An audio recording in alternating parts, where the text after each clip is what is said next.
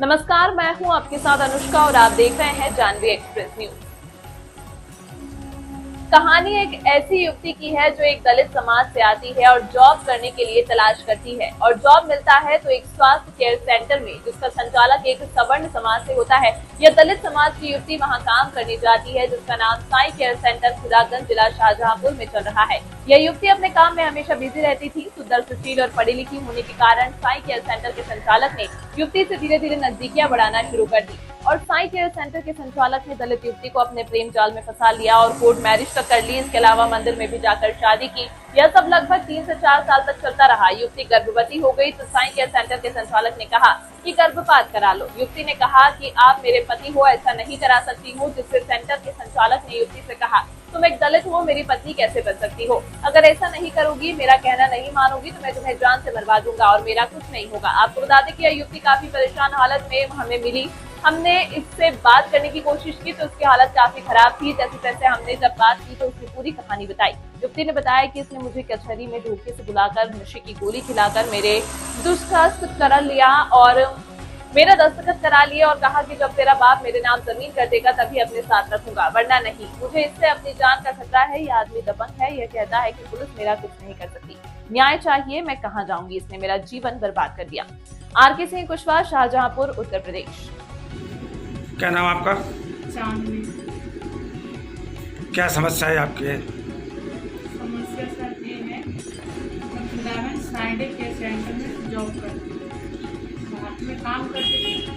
वहाँ का मालिक था अनुराग सिंह, लोकल डॉक्टर है अनुराग सिंह। तो मेरे 2-2.5 साल तक सारे संबंध ऐसे रहते थे।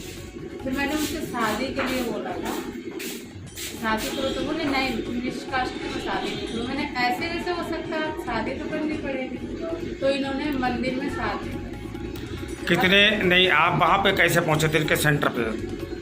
वहाँ पे एक लोग भैया थे, उन्होंने कहा था वहाँ सही है और काम करो, अच्छा है। मुझे पता नहीं था, एक लोग भैया थे। जॉब के लिए गए आप वहाँ वहाँ पे? ले गए, वो बाहर के थे। कितनी साल आपने जॉब किया उनके साथ वहाँ पे? वहाँ पे मैंने क्या टोटल तो 5 साल हो गए, वैसे 3 साल वैसे रही। अच्छा, इनका जो सेंटर है वो किस जगह चलता है वहाँ पे? खुदागंज महादेवन मंदिर के पास। कब से चला रहे थे? अब सर ये तो उसका पहले का नहीं पता, कब से चला रहे, तो मुझे हो गए हैं अब शादी से 4.5 साल हो गए। अच्छा, तो आपको वो किस तरीके से प्रताड़ित करता था? सर शादी के बाद स्टार्ट होकर मेरी शादी भी हुई थी, तो हमसे ये लगातार कहते थे, बहुत लड़कियों से बात करते थे, बहुत जैसे अपने सबसे बात करते थे। तो मेरे से बोले कि ऐसा है, या तो अपने बाप से कहो जमीन नाम कराए। इनकी मम्मी और ये बोलते थे या तो अपने बाप से जमीन नाम कराओ, या तो तुम नेक्स्ट कास्ट की क्यों करा? जमीन किसके नाम कराना चाहता था? अपने नाम? अपने नाम। पहले तो मुझे शादी में तो कुछ नहीं मिला, मुझे जमीन नाम कराओ। मैंने कहा उसके बाद ये मारपीट करते थे, बहुत ज़्यादा मारते थे। मुँह से ब्लड भी, मेरे सिर में चोट भी लगी है। आज भी मैं काम नहीं कर पाती हूँ, मेरा कान का पर्दा भी फटा है। कितने साल आप शादी जो की आपने उनके साथ, कितने साल आप रही? 4 साल हो गए। 4 साल रहे। हाँ, 1 साल मुझे बाहर हो गया। शादी कहाँ की थी इन्होंने? शादी की थी पीलीभीत स्टाफ में। कोर्ट मैरिज की थी? हाँ, स्टाफ में शादी भी थी, मंदिर की भी शादी। मंदिर में भी की है? हाँ, मंदिर। कोर्ट के अलावा फिर मंदिर में शादी की? हाँ, मंदिर में। फिर ये जो आपके माँ बाप क्या कहते थे कि हमें ज़मीन चाहिए? हमसे कहते थे, मारते धमका देते, कहते तुम जमीन नाम करवाओ अपने पापा से, तब रखेंगे। तब रखेंगे। कहते थे जमीन नाम करवाओ या तो तुम निष्कासित, तुम्हें नहीं रखूँगा। मैंने कोई नहीं, मारते थे बहुत ज़्यादा से, कहते रोड एक्सीडेंट करा देंगे, 4 लड़के बुला देंगे, रूम में बलात्कार करवा देंगे तुम्हारा, तो मैं मजबूर हो गई। अच्छा, आपको धमकी देता था? अच्छा, आप वो ठाकुर आप किस समाज से आते हैं? हम ये ऐसे समाज से? कौन सा? पाजी समाज से। तो उनके साथ जो इतने 4 साल रहे हैं, उनका जो आपके प्रति जितना व्यवहार घटिया किया आपके साथ, मारपीट करते थे, आपने कभी पुलिस में इसकी कंप्लेंट की थी क्या? मैंने एक बार कंप्लेंट की थी पुलिस को, और पुलिस जैसे मैं पुलिस को फ़ोन की, मेरे पहले फ़ोन नहीं रहता था, उसके बाद मेरे फ़ोन आया मेरे पास, मैं पुलिस को फ़ोन की तो पुलिस ने इनको उल्टा बता दिया कि तुम्हारी घरवाली का फ़ोन आया था। पुलिस ने उन्हें बता दिया कि तुम्हारी घरवाली का फ़ोन आया, तो इन्होंने मुझे और मारा बेटा, बहुत मार के घर से निकाला, मुझे हॉस्पिटल से बाहर निकाल देते। इनके परिवार वालों ने क्या कहा फिर? अगर आपने उनको बताया नहीं था कि ये आपका मैं बेटा? बता देते उनके पापा कहते थे तुमने किया, तुम दोनों लोग वाले। आपके लिए कोई नहीं कह कुछ? रहे थे अगर ज्यादा कुछ करेंगे मार के डाल देंगे। इनके पापा मम्मी ये कहते हैं ज्यादा कुछ रोगन करेगी डाइवोर्स नहीं देगी, मार के डाल देंगे, या तो इसके घर डालेंगे तो इसके मम्मी पापा का। अच्छा अच्छा, ये बताइए फिर उसके बाद कभी आपसे उनसे बात हुई क्या, या उसने कभी आपके लिए फ़ोन किया या मैसेज किया? मैंने नहीं किया, ये भी करते थे, मेरे से कहते थे बाद में कि अब तुम्हारा कोई नहीं है, तुम मेरे से बात करो। मैं कहती मैं नहीं करूँगी, तो बोलते जहर खा लेंगे, फांसी कर लेंगे, ये कर लेंगे, वो कर लेंगे।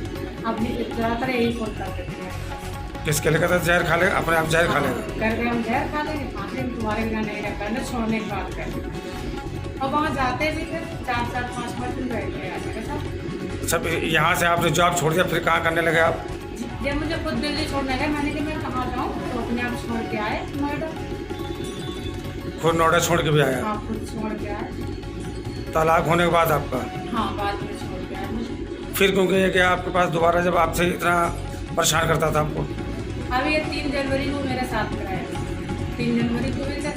तो अभी ये मेरे से ये बोले थे कि यहाँ पे कुछ काम है कोर्ट में, आ जाओ। तो मैं बोली मैं नहीं आऊँ। बहुत समय से बुला रहे थे, अप्रैल में बुला, पहले बुलाया था, फिर उसके बाद मेरे से बोले बहुत कह रहे थे नवंबर दिसंबर में कि आ जाओ आ जाओ। मैंने कहा मैं नहीं आऊँ, मुझे तुम पे भरोसा नहीं है। बोले भरोसा है तुम आ जाओ। तो इनके पापा ने कहा कि हाँ कुछ काम है कोर्ट में, आ जाओ। तो मैं सोची पापा कह रहे हैं तो कोई काम ही होगा। तब मैं आई यहाँ पे। बाद में इन्होंने एक पूजा जो स्टाफ की लड़की थी उसके यहाँ बुलाया। 11 तारीख को इन्हें कुछ नहीं कहा, 13 तारीख को मेरे पास आया 4:30 का टाइम था, 8-9 के वही सब जबरदस्ती करने के लिए जब उन्होंने कहा तो मैंने इसे मना कर दिया। मैंने कहा तलाक हो गया, मैं कुछ नहीं। तो जब तलाक हो गया कुछ नहीं करे तो इन्होंने मार पीट किया, मारा बेटा फिर जो भी नहीं करना था सब कुछ किया। तो मैंने कहा पुलिस कंप्लेंट करेंगे। तो बोले कैसे करके दिखाओ, पुलिस कंप्लेंट करोगे या पैसा भर देंगे हर जगह, तुम क्या कर लोगे, हर जगह पैसा भरेंगे। अच्छा, कोर्ट में आपको जो इसने बुलाया था तो कोर्ट में आप गए थे, किस लिए बुलाया था, कुछ बताया था? कुछ नहीं, कुछ बताया वैसे हस्ताक्षर होने कुछ उसी पे आ जाओ। किस लिए हस्ताक्षर कराना चाहता था? पता नहीं सर, इतना मुझे तो पता नहीं, मैं माइंड से इतना डिप्रेशन में रहती, मुझे कुछ नहीं पता है कि किस लिए क्या करना चाहते थे, क्या नहीं। इन्हें मार मार के इतना शरीर कर देगा, मुझे कुछ समझ में नहीं आता है कि मैं क्या कहूँ क्या करूँ। अकेली हूँ, ना तो माँ बाप साथ है, ना भाई बहन है, मैं पूरी तरह से अकेली हूँ। खा रहे हैं कमा के, वो भी नहीं खाने देते। अब क्या चाहते हैं आप? अब तो ये चाह रहे हैं कि मुझे सजा मिलनी चाहिए। अब मेरे साथ मारपीट की, जबरदस्ती की, अब अगर ये ऐसे घूमेंगे तो कभी भी कुछ करा सकते हैं। मैंने कंप्लेंट भी की पुलिस, वहाँ भी पुलिस कुछ नहीं सुन रही। पुलिस उल्टा मेरे को धमका रही है। आपको धमका रही है? मेरे को धमका रही है। यहाँ पे आपने पुलिस अधीक्षक कोई शिकायत की आपने? ठीक है, क्या भरोसा दिया आपको? अफसर आगे की कार्रवाई होगी।